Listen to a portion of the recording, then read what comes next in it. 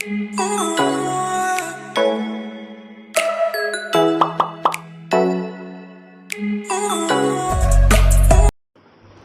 guys and welcome back to my channel. Aduga ngasi video siga ai ahanba kini habda voting piba satoni vote election hawrina sigadi Assamda kasardo ngasi tabane bako aduna vote thadaba satoni ahanbani ai first time oidoni vote thadaba se aduna hauji ai lai se ipamdani voter list se ipamda kagi banina ai ginupa mayum yon thokri bako aduna ahanba vote thadaba satoni adu kamaina tawgi yengminersi mayam akhoi mawaga punna zabina doimi aduga siga moina ngarang piramne gloves ka marks ka leire ko se moina piram bane ba aduga sig slips siga voter information slips siga piram ne ko moina akhoi gi mi kya thada ba akhoi mawa ya ko pai gi ai gi gamaming do yauna piram ne siga siga jadi mafam chalaga yengminersi kamaina tawgi habdo ay video adum namjarake aduna mayam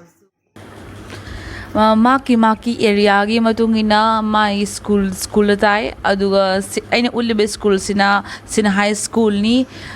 jogai mathura high school haibaduni benakandi gi aduga sigana bagan area gi oina haibadi akhoi gi nan manipuri kangbu singi oina siga voting tawi gani aba tawriaba aduga sigana akhoi gi ME school ni sisi jogai mathura ME school hara khangne sigana maite gi oina my ward number gi matung inna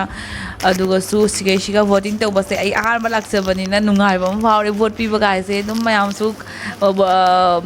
akhoi chinau sing ing biri chinau sing na su ahana pi matam da kamai nungai ba ka phau bane ba damaina ai su phau thamoi siga high information slip siga voter card ka se pushalaga aduga di akhoi gi pandemic sina rule and regulation thingak taba yade gloves upi masks upi adai di chinau sing guard toriba security sing na su yam phajana maintenance tori akhoi khulgi naharo namasung imai be na su yam phajana maintenance tori yam thaka phongdok chari aba ko aduga video sidi aina yamna lawraktre khatang vote kamari leina bani election gi oibanina khatang risky oigadra na sobi yar sum yamna ngakpi kaning comment de ibiramu aduga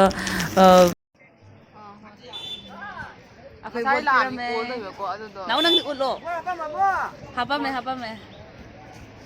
sena naw nang ulom ta se